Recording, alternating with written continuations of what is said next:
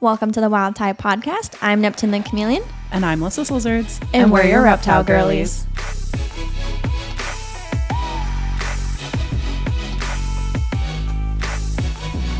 This one's for the wild type of girls. All right, guys. Happy Tuesday. Welcome to another episode. We're back. Back At it again. This is very exciting because now we're officially doing weekly episodes. Yeah. So we're like in a groove, in the zone. The first few we, pre-recorded for the launch and everything, but now we're actually like in our groove. We're it's a doing weekly it. thing. We're doing it. Yeah. And it's not totally foreign to like hear yourself in the it's microphone. less weird now. I'm Yeah. getting way more used to it. Yeah. And like we always got used to, filming on camera for like TikTok and Reels and like all kinds of stuff, but like it's so much different. It's the headphones. Once you put the headphones on, you're like, oh man, it's getting real. This feels professional and it's terrifying. Yeah, absolutely. Absolutely. Well, we have a very opinionated topic. And so we're eager and excited to discuss this because if you're in the reptile hobby, you've got your own opinion on this. Mm-hmm. So we're going to be talking about how many reptiles is too many. We've got some thoughts. Oh man. And I think this is kind of interesting and a little bit unique to the reptile hobby because like if you look at other animal hobbies, say like cats or dogs, like people have a lot of cats, a lot of dogs, but you're not going to like the average person is not going to keep over 10 dogs. No. One of my best friends has 4 dogs and I'm like, girl, you're crazy. Right. But it's not uncommon or unheard of to have 10 reptiles simply because they're smaller animals and except to outside people, like people who are outside the hobby that think we're insane, which is fine. Right. But people in the hobby know that that's a very normal thing. Right. But then you have instances where it's not just 10, it's 100 reptiles. It's 50 reptiles. It's 20 reptiles. It's, I don't know. I'm sure people have more than 100. Yeah. But it's like significantly more than what would be considered even just a lot. Norm or average or whatever. And like I said, people outside of the hobby hear that and their eyes light up and they're like, I'm sorry, what? Because they're so used to thinking about it in terms of like dogs and cats, which is just a the fact very that you have different. More than one, the fact that you have more than 2 is like crazy. Because I would say like on average with like dogs and cats, people probably think it's normal to have, I would say upwards of like a max of 2 to 3. Once you say that you have more than 2 to 3 dogs or cats, then people raise their eyebrows a little bit. I would agree with that. I grew up with 4 dogs. Okay. And I didn't know that was like not normal until I would go to other people's homes and they would only have 1 or 2 dogs. And I'm like, where are your other... Where are your pets? Where are your other dogs? Where are your besties? And then people would come over to my house and they're like, oh my gosh, you have so many dogs. So you were the abnormality with dogs then. Yeah. Because I grew up with 4. Like that was my norm was 4. See, my norm was 1 dog growing up. I only had 1 my whole life. We had one that I grew up with until I was about 10 and then she passed away and then we got another one when I was 11 and then once she passed away my mom ended up getting 2 little dogs which and is now like equal to 1 exactly big dog. And so and that's why like my family's never done more than 1 or 2 because I'm also one of 3 siblings so it's like it's a lot of chaos in one house. No, but I didn't know 4 was like abnormal a lot but I can attest to it that like 3 or under, people are like usually pretty chill about with dogs. But with reptiles, like 3 or 4 is like that's normal. Like that would be normal. Actually considered a small amount because I have 4. I have 3 chameleons and a gecko. And whenever I talk to other keepers, they're like, "That's it? That's all you got?" Yeah, especially for as long, I've been keeping for 5 years. So like, especially for how long I've been keeping, people expect for me to be in the double digits. Let's be honest too. Every reptile keeper hits that point. We all have like. And I would say it's generally within the first like 3 or 4 years that you're keeping reptiles. A lot of people experience a little bit of a surge where you're like, I want more species. I want to like try keeping more animals. I want like... Right, because you've got like your feet underneath you. You feel comfortable and confident with the species you do have. You've probably learned about new species that you might not have 100%. Even heard of before. Yeah. And you're like, oh, I would love to keep that. But like, let me get a handle on what I have now. And then to your point, 3 or 4 years in, you're like, all right, I'm feeling good. It's like once you get animals are thriving. Once you get that confidence level with like, okay, I've mastered taking care of these 2 or 3 species. Yeah. Let's try some new ones. Yeah. Like, let's go get more. Like, I've got the space, I've got the time, I've got the money, whatever. If you have those things, which we'll talk about. We'll talk about it. Yep. But as long as you have those things, like most people are like, all right, let's go. Like I want, and I was definitely that way. I had that experience where I probably went from, I think 3 reptiles all the way up to like 12 in a matter of less than 2 years. Yes. Which was wild. Yes. And we'll get into it because we both have very unique experiences because I'm a slow and steady. Like I've had a max of 4 at one time. It was like a slow and progressive kind of process. Whereas you are probably the more like textbook reptile keeper. I'm a little impulsive. Right. But you're not like, no, it's not in a uncommon negative though. way. Right. Yeah. But like that's so normal in the hobby, and like for better or worse, like there are pros and cons to that.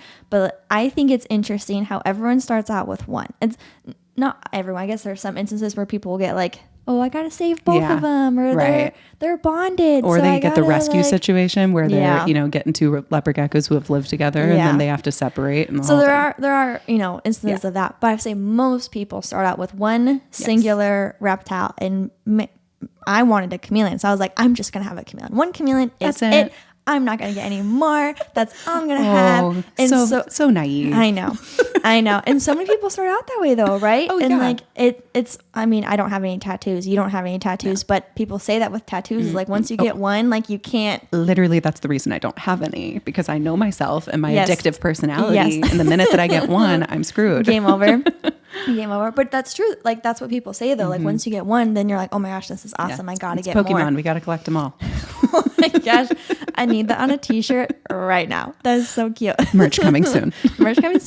And so I think like it's the same with reptiles. So it's like you fall in love with them. But there are definitely things that you need to think about. And the reptile hobby, unfortunately, is notorious for having terrible examples of reptile keeping. And one thing I wanted to talk about was the YouTuber PetTube days, because that was probably like 10 years ago. And I feel like that was like the peak of extreme reptile keeping, when people literally have meet my pets 100 plus, the thumbnail, right? And they're like smiling with like all their little animals, all the like clickbait. We've all done it around the thumbnail. But like that was the thing though, right? Was to have as many animals as possible. And that gave you like street cred. We were talking about in a previous episode how like but like once you start keeping the larger species, your street cred goes up. I think nowadays it's more on the quality of keeping, but back in the day, it was a numbers game. Quantity was a thing. And especially as someone who's like on social media posting about my animals, there is like a little bit of a pressure of like, what's new, what's next? Like, what am I, and I've had to talk myself out of that mentality, because I never want to get an animal for the sole purpose of it being content or it being posted on social media. Like I don't care about that. Yeah. But being on social, you can convince yourself. It's so tempting as a content creator. Like how easy it would be to have like 10 videos you could have lined up: an unboxing video, meet my new pet, getting their enclosure set up, my first couple of days. The content is limitless if you just have a plethora of animals. And as someone who only has 4, I do struggle sometimes. You feel a little bit of a limitation. Yeah, totally. Yeah. There's only so many videos I can make with the animals I have. And I'm like, oh, must be nice to just be like, which one are we gonna film today? And just like reach, and grab one. I mean, there's definitely like a lot of stigma to it too nowadays, which is funny because like you said, in kind of like the PetTube heyday, like there was no stigma to it. It was like, what animal are you getting next? And I still get comments like that all the time of like, what's next for you? Like, you should get one. You should get that. Anytime I show a new animal from an expo, they're like, what can I get? Like, are you going to get it? And I'm like, no. You're like, no, I just wanted to show you a cool animal. I don't have to take it home. So I got a comment the other day because I do like reptile room tours, right? And currently my reptiles are only on one wall, which means I have an entire empty wall right now, which is gold in the world of reptile keeping, right? Because like the possibilities are endless. And people are like, how do you have an empty wall? I would fill that up. What are you going to put there? What are you going to put there? And I'm like, nothing. See, I have the same issue right now because we just moved into my house with my husband, and I have way more space than I've ever had before. And I have space for a ton of new animals if I wanted them, but I'm not going to, because I need to prioritize the animals that I already have. Right. And I will say that's growth, because there was a time when like back in your, 1-bedroom apartment days when you need to explain your Tetris process, but you would play your enclosure Tetris and you're like, oh, look, I have one space for this size enclosure. And you're like, what animal can I like put in there? And I'm somebody who I've kept a wish list of the species that I've wanted for like 8 years. Like I've had this list, and every time I find a new species that I'm interested in, I drop it into the list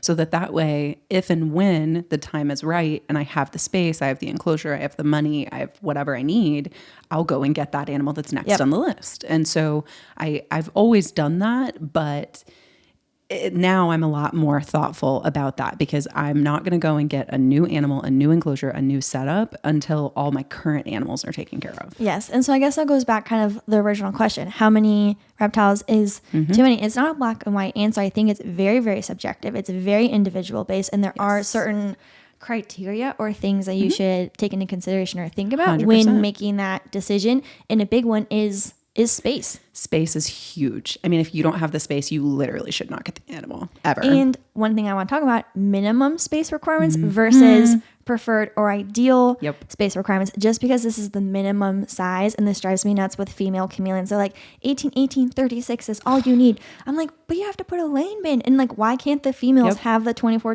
48? Why not? Just like the males, but because that's the minimum size. Just because they're smaller doesn't mean that they necessarily deserve less space. Yes. And as we see the husbandry change, right? Crested geckos in particular, their enclosure size minimum recommendations have get me like started tripled on in the last couple of years.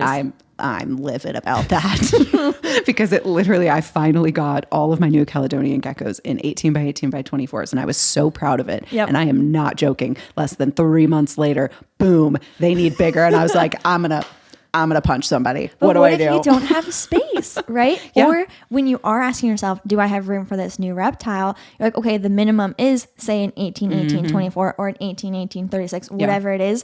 You're like, but is that the best quality of life for this animal? Exactly. Can I go bigger? Should I go bigger? Yeah. What does that look like? And there's this keeper on the chameleon forums, and she's doing double XLs, 4x4s for all her chameleons. And she's like, I'm maxed out at 5 because that's as many as I can fit in that size enclosure. And she refuses to keep them smaller. But that's her choice of which like why, space requirements. Like you said, it's so subjective. Yes. And it's very subjective. And I think you use the word individual. Every single, like the question, how many is too many? We don't have that answer for everybody. And my answer is going to be different than your answer. And my answer today is going to be different than my answer 6 months 10 years from now. Yeah. Yeah. And that's the other thing we have to think about is the lifespan of the animal, right? So we've got size and space. So once you decide, like you do your research and like, this is the minimum enclosure size, you're either doing the minimum or you're maxing all out. Yeah. And that's a personal choice. You kind of have to up to decide. I'm not going to judge either way. Yeah. But also lifespan, not only like how long are you committing to this animal, but also like when the animal's going to die. It sounds morbid. And also like, okay, for example, like most snakes can live upwards to at least 15 to 20 years, right? So in the next 15 to 20 years of your life, what does that look like? Are you going to have kids? Are you going to college? Are you like, there's all these different life cycles that play a role in that too. Do you want to live abroad? Yeah. What do you like? How often do you want to travel? Yep. And that could change. I have never been a big travel person, but now I'm kind of in a stage in my life where I'm like, I wish I could travel more. Yep. One of my good friends, her and her boyfriend are moving to the Netherlands, I believe, to live there for 3 years. And she was telling me how they have to like fly with their cats and they had to find a good airline and they're going to have to like the whole process. Right. Yeah. And then me being me with reptiles, I was like, could never. How would I get Neptune to the Netherlands? You couldn't. Right. And for like a 3-year contract, what do I do? Leave him with my mom for 3 years? I mean, right. Like, yeah, that's tough. What are you going to do? So you have to think in subject to change, right? Life happens and all we can do is make decisions based off of what we know. But the lifespan of the animal is a huge commitment, factor. Especially when we're talking reptiles, because it's not, it's not a 10-year commitment like a dog. Or hamsters, right? Which are 2 years. Much shorter. Right. And can we talk about sulcata tortoises for a second when we talk about the sulcata tortoises? I actually had a cousin who had, oddly enough, gotten a sulcata tortoise in a deal when buying a car. Okay, we're going to save that for a different day. But I'm just saying that sulcatas are ones that like people buy really quickly and easily, and they don't realize they can live upwards of 80 years. You're going to have to put that thing in your will.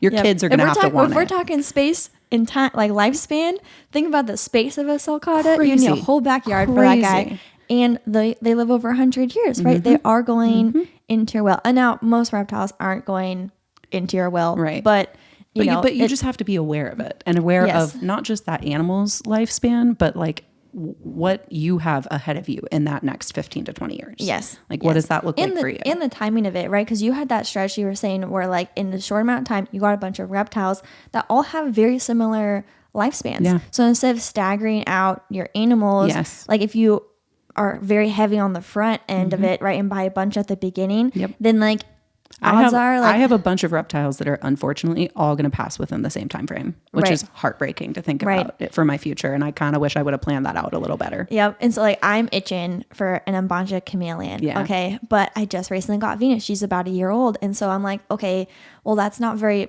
much of an age gap between like her and she's my newest chameleon. You know, for the next one, I'm like, okay, I'll wait till Venus is like to save yourself the heartbreak. Yeah, but like it's a little twisted, but like you have to think about it. I mean, you like as somebody who just lost my chameleon, which is a whole other topic we'll talk about another time. But I mean, I don't want to go through that hit after hit after hit. Right. And that's something I'm going to plan for better in the future because I did not plan well this time. And one thing too, when I was first deciding to get Neptune, average lifespan for a chameleon, 5 to 7 years. Yeah. And I was in my early 20s, right? So I was like, well, I don't know what my life is going to be in 5 to 7 years. And I'm the kind of person, if I make this commitment to the animal, like we are in this for the long haul. Like I will take care of you for the next 5 to 7 years. I'm like, okay, am I going to be okay taking on this responsibility, knowing of like, to your point of like what my life holds? And there's been a lot of changes that have happened, and you know, Neptune's been there through all of it, and you know better than Barney. My chameleon was literally with me through all of my 20s. He was with me through all the crazy dating that I did in my 20s. He was with me through, I think he lived in 6 different apartments. Yep. Insane. And then he finally made it into the house with me and my husband. And it's like, and he was with me through all that. It's like, you have to consider that when you're getting them. Right. Yeah. In your living situation and like with your parents. And I think bringing up college was a really good point too. Yeah. Because I know so many people who are in high school and they're like, I really want a reptile. I'm like, that's so awesome. What are your plans after you graduate high school? And they're like, oh, I'm going to go to school 6 hours away. I'm like, what are you going to do? Like, but I'll just fly with them. I'm like, that's not an option. I'm someone who took my reptile to college with me. I couldn't take him the first 2 years of college because I lived on campus and things like that. So during the times that I was in school for the semesters, my parents and my little brother would take care of him for those short times. And then I would come home in the summers. And then whenever I was living off campus and I could bring him, I brought him with me. But not everybody has that luxury. Right. I was driving distance from my college. So it was doable for me. I couldn't do that if I went to college further away, and I would have had a different situation. Absolutely. So it's just something to consider. And if we're talking time, so we've talked lifespan, we've talked like kind of lifestyle, but time to take care of the animal. Yeah. Right. The time for the daily upkeep, feeding them, cleaning them, you know, being able to, if nothing else, get eyes on every single animal every single day. That becomes extremely difficult when you have 100 animals. Yep. With 4, I'm like, boop, boop, boop. Everyone's here. Okay. So yes. So let's talk about that. But do we want to each individually answer really quickly what our answer is for how many is too many? Because I feel like that plays into our level of care when it comes to that. Yeah. Well, if I'm thinking chameleons, I could probably comfortably go up to like 8. Chameleons, I would say. But I'm also planning on having baby chameleons. Yeah. And that's a whole nother thing. And I have breeders down on my list. But because then I'm looking at 20 to 30 babies. But that's also temporary. I'm not planning on That's not long term. Exactly. Yeah. That's like 3 to 4 months of being like not leaving, not traveling. You can't go anywhere. No. You're basically under house arrest. And I know that, right? And I know that. And that was part of my decision-making process of like, do I want to breed my chameleons? Like that's a whole nother thing. But, you know, my 2 cents, like especially a very similar species, once you have 2, it's a lot easier. 3's not that much different than 2, and 4's not that much different than 3 and 5. But this is similar species, right? Like their care is identical, their enclosures are identical, their maintenance is. I'm feeding bugs. I'm not adding in frozen this. I'm not adding in canned this. I'm not adding in different supplements, lighting, you know, different food routines. Like you of all people know. And to be fair, I've pet sit multiple times, and it takes me like an hour. And I'm like, why is this taking so long? Welcome to it. Yeah. Or we'd be on the phone and you're like, it's chore night. And you'd be like on the phone for 2 hours while you're like, because doing stuff. That's how long it takes sometimes. Like multiple times a week, I'm having at least an hour to 2 hours where I am in the room. That's all that I'm doing for the night. And so for me personally, my answer has always been, and it's varied throughout my time reptile keeping, my max that I think I will ever go to is 15. And that's because I keep a huge variety of species. And that's what I'm saying, the variety of. That's a huge difference. And for me, like I'm at 10 right now. And for me, that is almost too many right now with everything that I currently have going on in my life. I am kind of at a point right now where because I just got married, I was planning my wedding, I had my honeymoon, I had all these different crazy things, starting a podcast, focusing on my like full-time job. Like I've had a lot going on and I can't even fathom bringing a new animal into my life right now. Totally. And we did just get a dog. So that was also a whole other crazy factor. Yeah. So in the work of a new animal in particular, right? If we're talking about bringing in new animals, you're quarantining, you're monitoring them, you're making sure they're eating, you're probably trying to handle them more often to like make them tolerant, that's like, it's a lot more work than an animal that's already well established. You know their quirks, you know their routine, you know their personality, you know how food, it all goes. All of that. But no, I totally hear it. And like the time is a big thing. Huge and aspect. I have so much admiration for breeders who do have can't even fathom do this full time, or even breeders who do this part time and then have a full like day job on top of it. Can't even imagine. How are you? Can't even imagine. And specifically gecko breeders, like crested gecko breeders, you know what? Tiny little Pangea, like so many little food cups that you have to do. I mean, don't get me wrong. There's a lot of hacks. There's like the squirt bottles and put them. Oh yeah, it's. I mean, that's. And even if you do paper towel bombs, like you're trying to make as efficient as possible. I'm like, you're still doing that 400 times. Which you just mentioned, bare minimum stuff for breeders and whatnot. When talking about the level of care and stuff like that, in my opinion, if you're having to keep in tubs and you're doing overly minimal and you're not a breeder, it's too many. This was on my list. This quality of care. And this is kind of going back to the pet tuber days, because I feel like back in those days, and guys, we're talking like 10 years ago. Okay. Like not too crazy, but definitely a good chunk of time.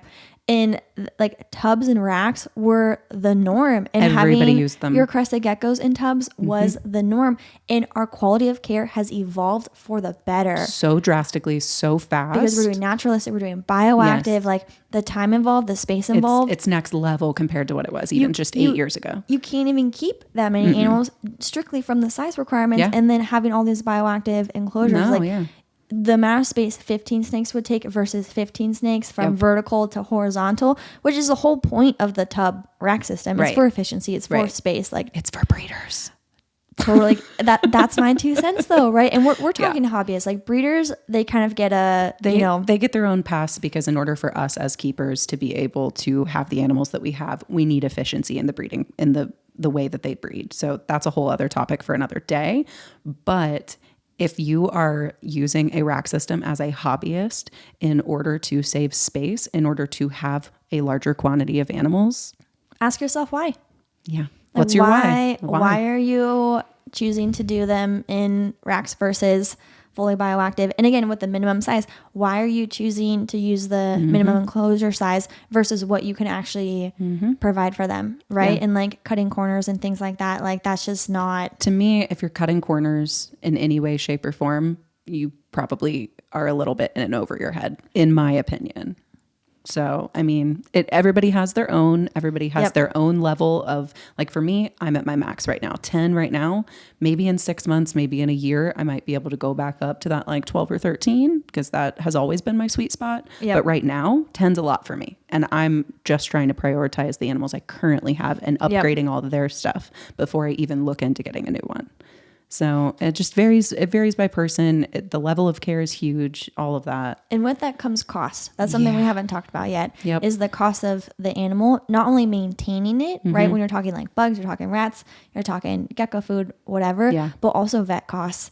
And like, this is what absolutely breaks my heart is when you see sick animals and then you're like, oh my gosh, like they need a vet, to go to right? a vet. Like I will do everything in my power to give you husbandry recommendations, care recommendations, but at a certain point, there's only so much we can do. There's only so much advice that I can give you. There's only so many husbandry tips, or, there's only so many enclosure reviews we can do before. And what do you do when the response is, I can't afford it? My answer is that you shouldn't have the pet. Which I feel like is a whole nother episode we should do. We'll do that one day. We do have plans to do like a vet episode, like how to find a good vet, our vet experiences, all the costs involved, everything like that. But if we're strictly talking how many reptiles is too many, if you're at the point where you cannot afford the vet visit for the animal, that is too many animals. Yep. Or if you notice that there's something going wrong with your animal and there's nothing you can do about it because you can't take it to the vet, you're probably in over your head and you probably have too many. Yep. And that's just the heartbreaking reality and like people's financial situations change. And like maybe when you got the animal, you could afford it. That's what I was going to say. Life changes. There are these different things like, and yes, you know, we're not talking about those situations where somebody has come across intense financial hardship and all of a sudden your world is completely different than it was a year ago. That is a totally different situation. We completely understand that. Yeah. But when it comes to planning and preparing for having an animal, what you can handle financially at that time is what you should focus on. And in my opinion, I think it's always best to save for those vet things in advance of getting the pets. Yes. And you know, it's not an if, it's a win, especially when it comes to exotics. And so when you're deciding, and I see this all the time with kids who are like saving up their allowance, right? To like, how much do I need for the animal? How much do I need for the enclosure? I'm like, this much, and this much for the vet. And it's in your budget. It's part of the cost of the animal is having that set aside. In an ideal best case scenario, and I know not everybody has the financial means to do this. Like if you don't, you know, please don't take offense. This is just like everybody needs to do what's best for them. And for me personally, if I don't have $500 in savings for possible vet costs, I'm not getting a new animal. And I hopefully in every ideal situation, I'll have that tucked away at any given point. Right. There are times that it hasn't, you know, been that high, but you know, you want to try and prepare for those kind of situations as best as you can. Right. And as you get more and more animals, the likelihood have more of them getting sick or at the same time. It goes up. Right. Like maybe you can cover the cost of one of them getting sick. But what if 3 of them get sick? But if you have 50 animals, like... Well, and realistically, like that's kind of the way it goes. The more animals you have, if one of them gets sick, it's likely that others are going to get sick too. So, you know, and different things, you know, different viruses that can get passed around, different parasites that can get passed around, mites, things like that happen often. Yeah, I've seen I'm going to use the word collections, but entire collections be knocked out from a parasite. Like Coccidia in particular, like took out someone, like they had like 20 chameleons gone because it just spread like rapid fire and there was no coming back from that. But you know, you're just making sure that you're in a place financially. You do the best you can. Right? And like make educated decisions. But it's always just make sure that when you're thinking about how many is too many for you, because like we've said several times, it is different for every person. But when you're asking yourself that question, that needs to be a factor. Yep. Absolutely. Absolutely. The gist of it, guys, is it's going to be individual based, right? Yeah. And there's no straight answer. There's no just like hard and fast rule for how many is too many. It depends on you, your situation, your life, your finances, your space, your level of care, everything. But hopefully this is food for thought, gets you thinking, you know, and considering. So next time you're deciding, okay, can I take on another one? Or you have a friend coming to you and be like, hey, I'm thinking of getting another one. Send them this podcast. Yeah. We'll chat with them. We'll let them. We'll let them know. We'll give them lots to think about. Give them things to think about. We want to thank Josh's Frogs for supporting the Wild Type podcast. Josh's Frogs is an online animal and reptile supply retailer who you may see at your local expo. We always love stopping by their booth. They only sell captive bred animals and their sales support animal conservation and research. They offer a large variety of feeder insects for your pet reptiles and amphibians that will arrive right to your doorstep. A 3-day life insurance policy is included, making it so easy to feed your reptile nutritious bugs. So if you're looking for some crickets, use code TheWildType10 to save 10% on any sized crickets from joshsfrogs.com. Big thanks to Pangea Reptile for the support of the podcast. They're one of the leading companies for reptile supplies, lizards, and their world-famous gecko food. They just released their brand new micro feeding dishes made specifically for baby or micro geckos. These smaller dishes can be mounted to smooth surfaces and even branches and will help stop your gecko from getting food all over their enclosure. If you own a gecko, you know exactly how nice it'll be to not have to clean food paw prints everywhere. Head on over to PangeaReptile.com to check out these new micro dishes along with their other amazing products like their face packs for shipping, chameleon kits, and gecko food. We have some very exciting news in the chameleon world. Our friend Bill Strand from Chameleon Academy is officially working with custom reptile habitats to launch a new line of arboreal cages. With his 40 plus years of experience working with reptiles, we just know these new enclosures are going to be next level. The first cages in the Chameleon Academy line even have special features specifically for bioactive environments. Both Bill and Custom Reptile Habitats are huge advocates for advancing reptile husbandry, so we are thrilled about these new enclosures. Visit ChameleonAcademy.com for more information. So we're going to move into this week's segment. I'm excited about this one. I'm excited because we're now circling back, right? Mm-hmm. We've told you guys we're going to be repeating these segments. So this is the first time we're repeating one of our segments. And so it's going to be, are you the type of girl to blank.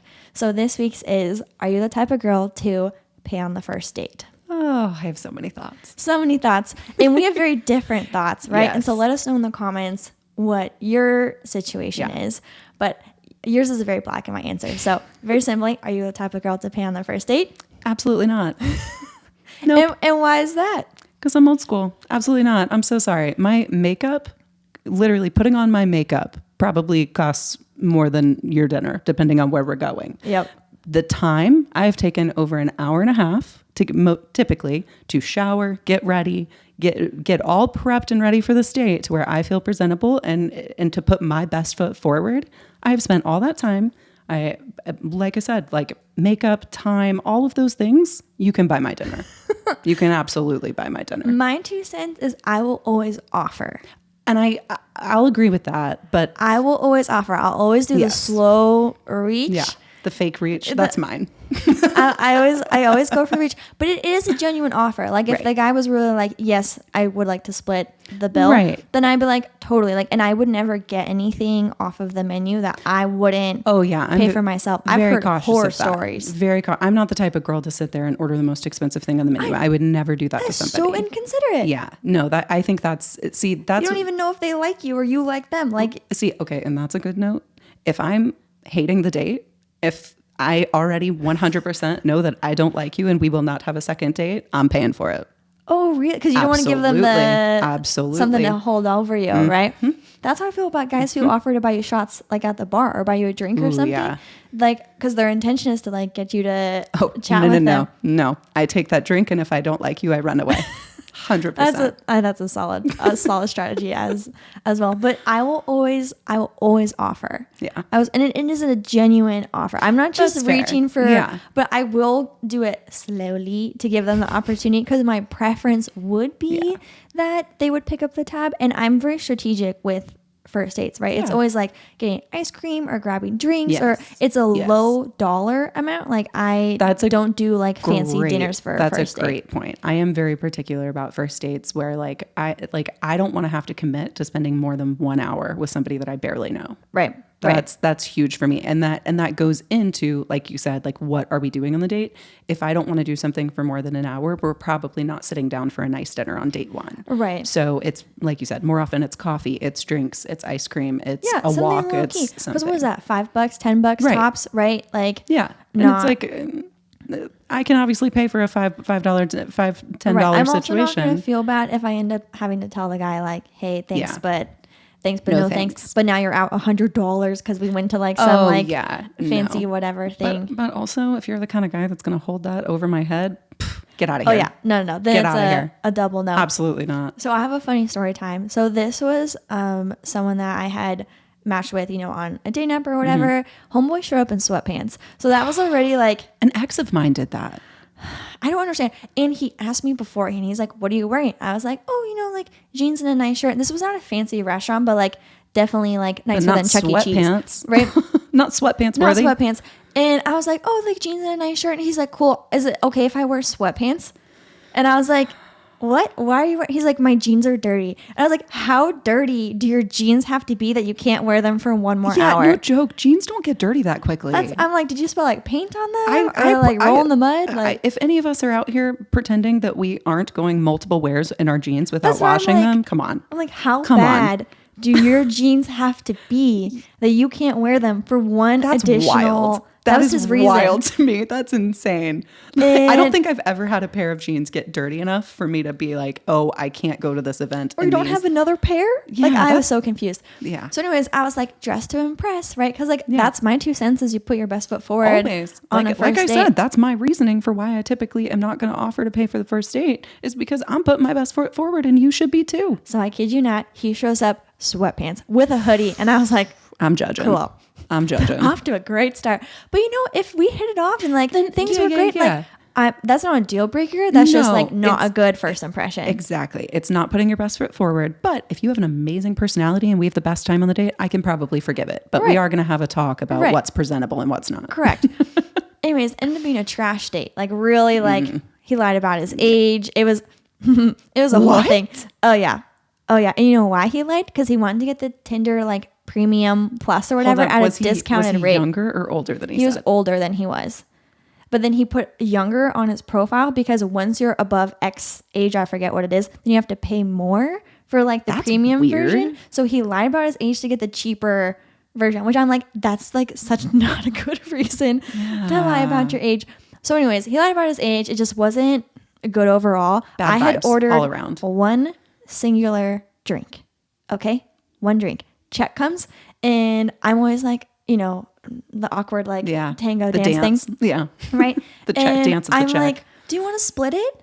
And then like, again, just offering, really not thinking he was going to take me up on it. He sat there for like a good minute or two, like thinking it over. Granted, I've ordered one singular drink. He ordered one drink. So this tab is under $20. Easy.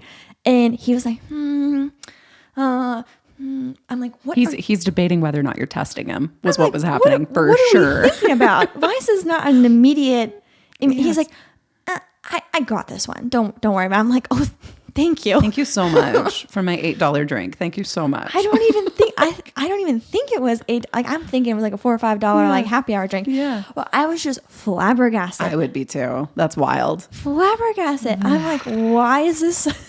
Like, is this such a thing? And honestly, like that's something too that you can talk about in advance. Like, cause I'm not going to like, I've been on dates where like, there are times that like, you know, there are all times that we struggle financially or like have different times. Yeah, like totally. I'm not judging that in the slightest, but if that's something that, you know, you can't afford like a certain amount or something like that. And this goes both ways. Like I would never go to like a meal with somebody that I wouldn't be able to afford on my own if worst case scenario I end up having to pay for the date. Like that happened to my friend. The guy picked the restaurant, which is the kicker for me. Check comes, he's like, hey, I can't afford the tip, can you cover it? And I'm but like, you picked the restaurant, sir. That's what I'm saying. You were fully in control of this scenario. And if you can't afford the meal, like if you can't afford the tip, then you can't afford if you can't afford the vet, you can't afford the pet. Same thing goes for the dates, tip. Man. Right. And I was like, it's one thing if like she had picked out the restaurant, but like you saw the menu. Like we said earlier, if your friend had been like a little crazy and ordered like the most expensive thing on the menu, then that's a different situation. Totally. Like we all got to be considerate very much here. Like a meal with a drink, like not anything crazy, exactly what you would expect. And he was like, hey, can you pick up the tip? Because I can't afford, not because like... I'm not faulting you for not being able to afford it. I'm faulting you for not picking the right kind of restaurant, that's bro. What I... Like, what I'm saying. Like if you can't afford like a, you know, certain caliber of restaurant, that's completely fine. Don't go there. Totally get it. Don't offer that as an option. I totally get it. Like, so there was also this another scenario where it was a second date, right? Okay. And on the first date, like he had paid whatever. Second date rolls around, and you know we had gotten like dinner or whatever. And again, I was like, "Oh, do you want to split the check?" And he's like, "Yeah." And I was like, okay, but like the vibe was like not there. Yeah. And it was one of those like, you kind of know like there's not gonna be a third date, and you're like, all right, it wasn't horrible. See, but in you those know, situations, like I said before, that's when I'm like, I will absolutely cover this. Right. Like, and so I kind of like, and I wasn't really feeling it. I could tell he wasn't really feeling it, and it happens. And so like I paid my half, and as soon as he said, yep, like when I offered, I was like, understood. We get it. There will not be a third date. Understood. See, okay, and let me clarify. Okay. Let me clarify my answer of absolutely never. That I'm talking the first 3 dates. I have a little bit of like a rule where the first 3 dates, unless it goes poorly, I hope and kind of expect that the guy pays. I'm a little bit old school with that. I want to be courted. I agree with that. Yeah. I want to feel like I am being sought after. That is very, very important to me. So for me personally, like the first 3 dates, I hope and expect that the guy's going to pay. But after that, I always, like even with my husband, and granted, like we literally have like joint bank accounts now, so it's a little different. Yeah. But before we had our joint bank accounts, like I would literally, like I would say every other date or every like couple of times we'd go to dinner, like, or if, you know, he just got our dinner the night before and we went out to lunch the next day, like I'll cover it and not splitting. I will cover the whole thing. I have always been super respectful when I'm dating somebody. Once we're dating and we're past that courting stage, I'm going to cover several meals. I'm going to cover whatever activity is next. And I would say there's like a good hybrid where like, if you still want the guy to kind of like take the lead in, you know, that whole thing, my favorite is like he'll cover dinner and I'll get dessert, right? Because we'll go get ice cream, or he'll cover the movie ticket and I'll get popcorn. Or if you go to like a second location and you're getting drinks after, if you're like having a nightcap or something, I'll get the drinks. Like that goes so far, because so many of my guy friends are like, it's so nice when the girl offers or I'm picks up super conscious of that. I know my answer of no, never can come across as me being like a little bit bratty. So let me be abundantly clear. I'm not bratty about it. I just want to be courted in the beginning. The question was, would you pay on a first date? First date. And that answer is no. But would I pay for the next several after I feel courted and after I feel like we're dating? Yeah, absolutely. I love covering stuff for the person I'm dating. One thing with first dates in particular, because I know a lot of girls don't want to pay on the first date, but some of my guy friends have told me like how some girls will just sit there. Like they won't even reach or offer. It's just like, I won't do that. It's just like assumed that the guy picks up the tab. And I'm like, that to me is so inconsiderate and like kind of rude I to just assume that like, no. And I'm sure that guy went in with every intention, like of course. Wanting and expecting and however you want to phrase it, to pay for that. For you to just like sit there and like, he'll get it. No. One check. Like whatever it is. I don't do that. I at least would always do a little bit of a fake reach or just like ask or something like I would never just sit there rudely and expect it. That is too much for me in my opinion.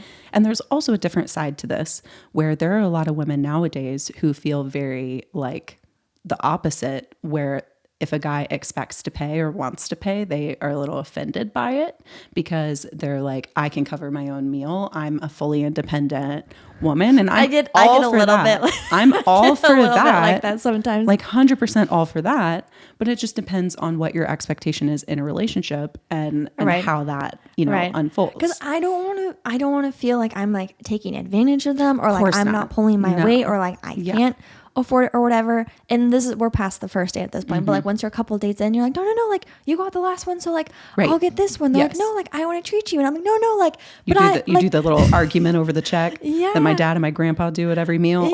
You do the fight, and it's hard because like we are in a slightly different time. Like if we think like way back when, like if we're being honest, guys would pick up the tab because girls didn't have jobs, right? And so like and that's what I mean. There's that other side of the fence where it's like, no, I have a job, I've got my own money, I'll pay my own bill. Thank you so much for offering, but I've got this. Like, and I have full respect for women who want to handle things that way too. Like, there's nothing wrong with that. No, I'm like a hybrid because I still want to be courted. I still want the guy to like pay on the first date. I'm a hybrid after the first 3 dates. And we're good. For me, it's important to feel like they are investing in the future of whatever it is. Like that to me feels important. I see your thought process, but everyone's got their own opinion. We'd love to hear from you guys. Fill us in. Would you pay on a first date? Let us know. And of course, there's always case by case basis, absolutely, whatever. Like I said, if the date's terrible, you pay and get out of Dodge.